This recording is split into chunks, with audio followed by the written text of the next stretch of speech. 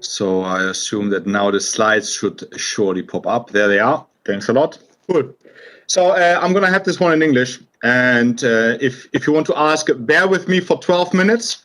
This is all I take in order to show you of how marketing in the future is going to massively change. And I'm not underestimating it here by saying massively change. It's on a brink of change that is going to also impact the way who we hire in order to operate our businesses successfully. What we're actually seeing with creativity and data is a shift from social sciences to data science. From an industry that was so deemed and representative through creative ideas, concepts, branding, styling, and guidelines, towards an area and expertise that is all about how do I make sense of whatever is currently appearing internally within the company and with our customers. And this is a wonderful representation of how some of us are seeing marketing as this creative idea and creativity generator constantly flowing with what to sell towards the customers in what way. How can we provide emotional pictures that give us a storyline to convey to the users? This was all a wonderful world where the idea was the king in deeming creativity. But times are changing. Times are massively changing. And we are seeing this in all of your industries and with all of your technologies that you're already using. We are basically seeing that in the past, creativity was nothing else than the solution for lacking data. You try to understand the customer, you try to understand who is buying your product, or maybe had some transactional data, and the result was, oops, I'm sad there's no result. I don't understand my customers and my business. Which is why we came up with the concept of branding. Being on top of the minds of customers, being on top of the minds of whoever we assume is going to buy our products. Not understanding the reasons, we abstract towards concepts, creativity. But then came the age of data. We are in this age already for quite some time, where we are seeing massive amounts of data being generated left and right, and even now while you are here at this given conference. But it's hard to make sense of this data. It's really challenging to understand on a human level what all of this data actually entails. Just to give you here a representation of this given art piece, it is nothing else than flowing data correlating towards each other. And humans standing in front of it and wondering what all of this means. Which is why marketing is currently on the brink of change. What we are seeing is that when we are looking back into the shift that we are now seeing as part of marketing, is that we are going to see a shift from the creative input accounting for 20% and data accounting for 80%. The Economist already 7 years ago very well understood that by running 64 campaigns in parallel. Yes, this is not like something that you see on Frankfurter Allgemeine Zeitung, Handelsblatt or Süddeutsche, where there's one big banner aiming to brand you towards that given product or given brand. No, it was all about 64 campaigns being generated and creating in parallel in order to capture the interest of the reader. And you might say, okay, that's nice with data, but what is the outcome? Well, the outcome is quite impressive because within the first 9 days, they already hit 50% of the targets. Within 5 weeks, they doubled their targets. And in total, they created more than 3.6 million new subscriptions. The idea of generating or executing such a concept is cheap. The concept to make those run all in parallel according to the reader, the background, and where the person is sitting in, that's where the execution lies. It is all about making sense of something perceived uncomprehendable. And the statement being, yesterday, I got an idea, thus I'm creative. Thus I spark creativity. Today, what we should live in the disciplines of marketing or in general of our business decisions should be data equals creativity and creativity equals data. Because all in all, we are already living in a pretty data-based world, right?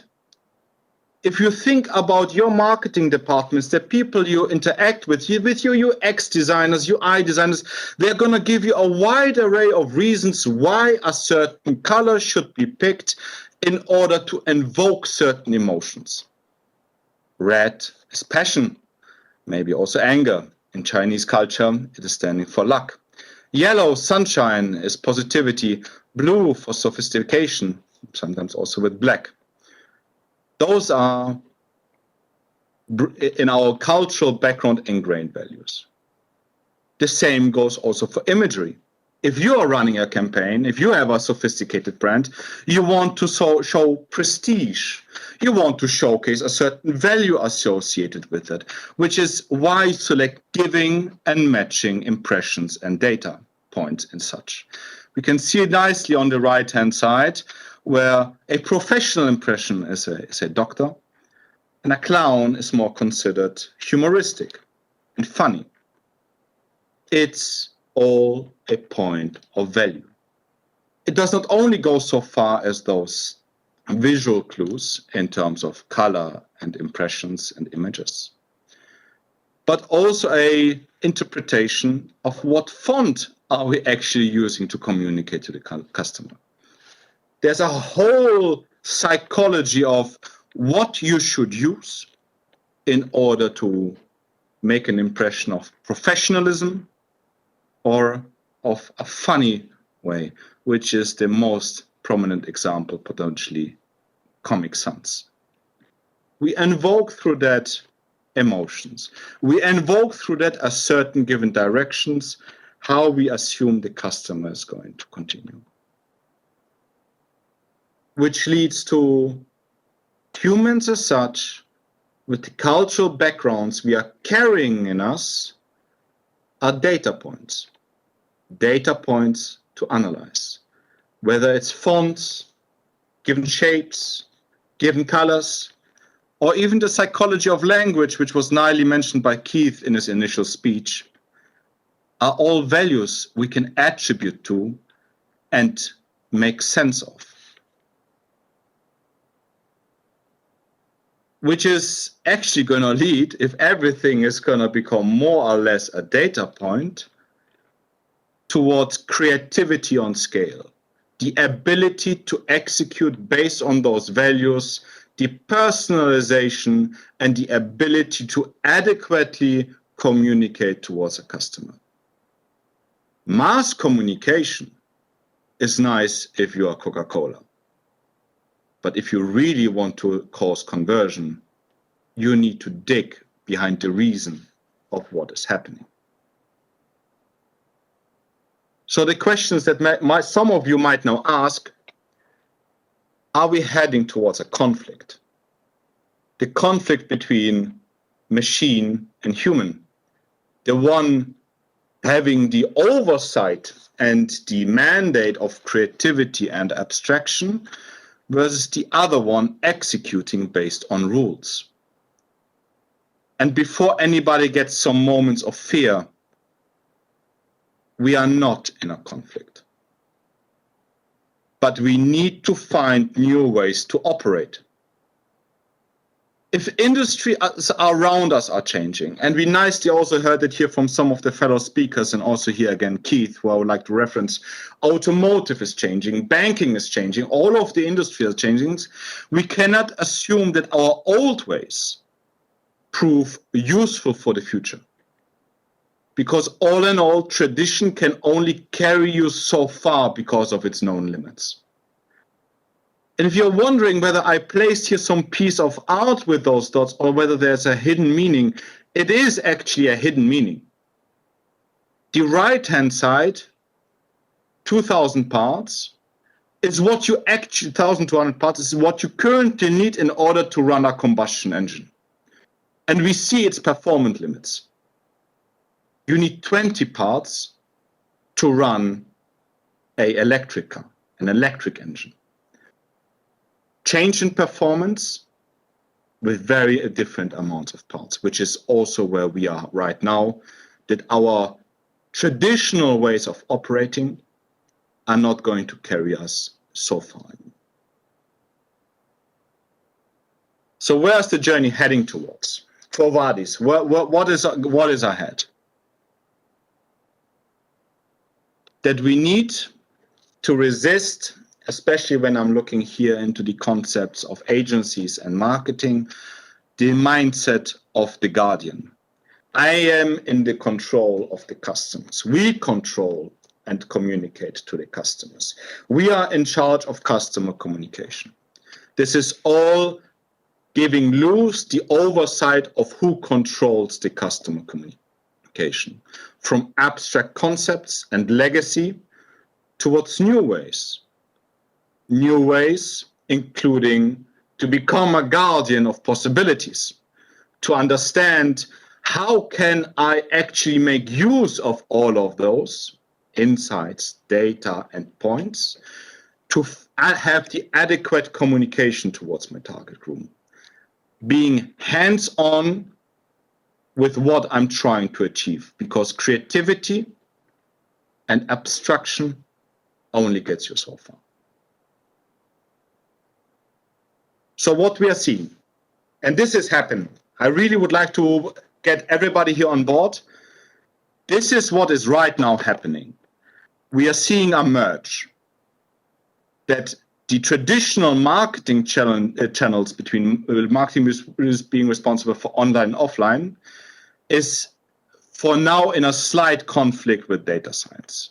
And this is why certain companies try to merge them both together by building up a data science department in order to support the marketing folks. But this is going to end up with marketing science. This is not a term I came up with. This is not a prediction where I'm now embarking on a new journey to enter a new terminology. This is something already present.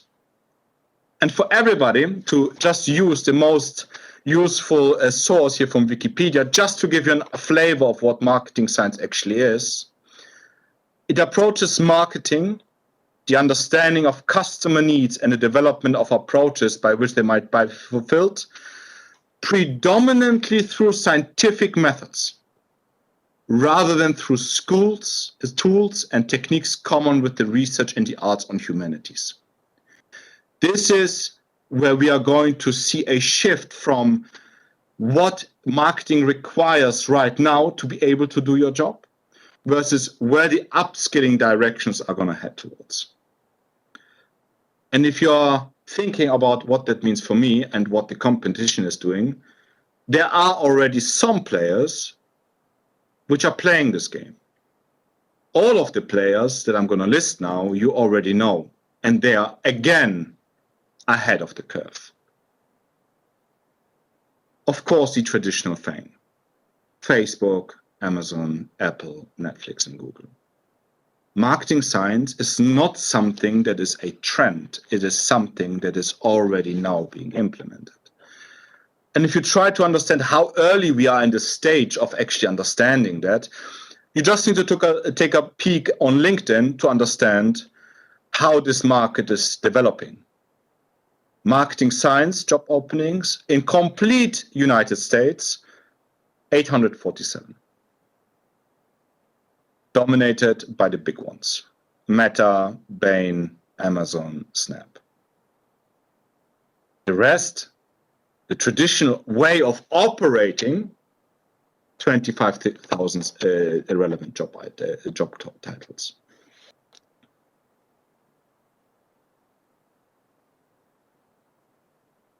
What does that mean?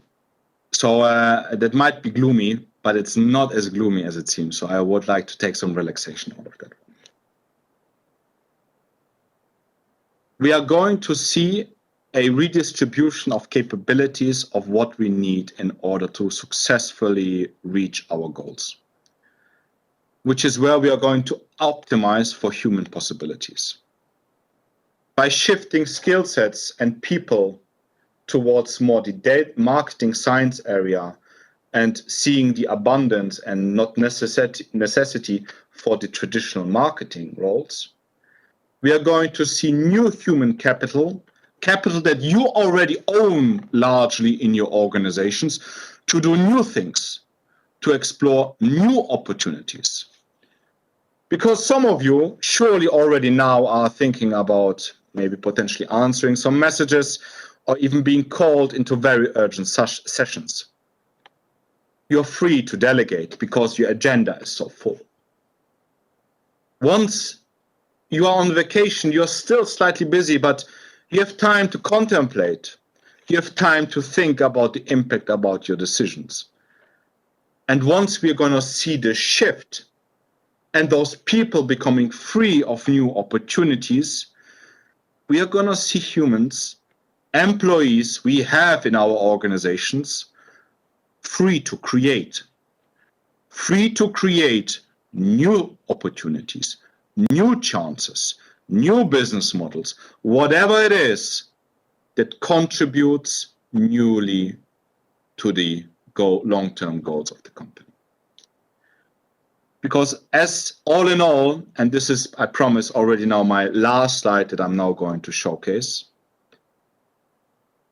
is that humans are very good in creating. Something that already in the 19th and 20th century, Standard Oil and the Rockefellers understood very well. And to quote here one person that was one of the marking points, Alfred North Whitehead, is that already the greatest invention of the 19th century was the invention of the method of invention.